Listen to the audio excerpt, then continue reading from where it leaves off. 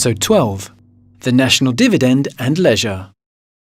We are often told that if people were given an income independent of work, that they would refuse to work and the economy would collapse. But what if this isn't necessarily true?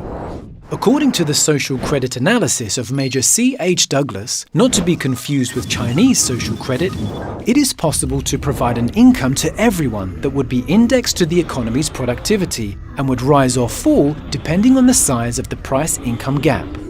The national dividend is the second mechanism that Douglas proposed for increasing the real purchasing power of consumers so that we would not have to rely on ever-increasing debt. It would be a periodic, say monthly payment to each citizen, whether he be employed or not.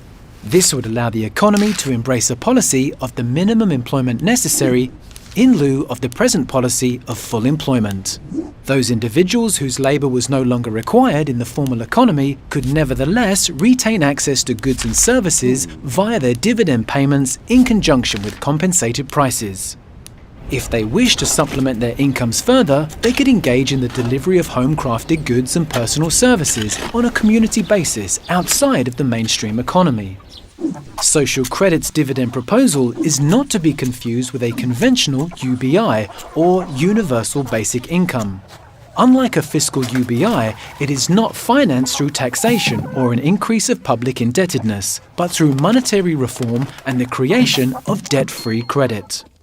It is also not a guaranteed amount like the UBI, but is determined by how much additional credit is needed to bring incomes into alignment with the flow of consumer prices after the compensated price discount has been applied. Nevertheless, it is anticipated that the national dividend would provide people with enough money on a monthly basis to meet the basic cost of living and would thereby provide a minimum level of economic security to everyone. If too many people decided to loaf and attempted to live off their dividends alone, the size of the dividend would decrease as production decreases, thereby indicating the need for more labour inputs.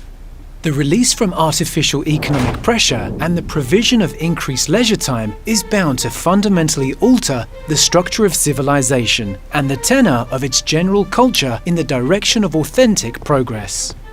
People who have both the time and the means are in a far better position to make use of their creative impulses.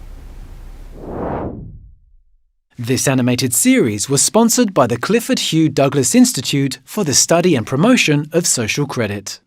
For more information on Douglas Social Credit, please visit socred.org or socialcredit.com.au. Be sure to like this video and please subscribe to our channel.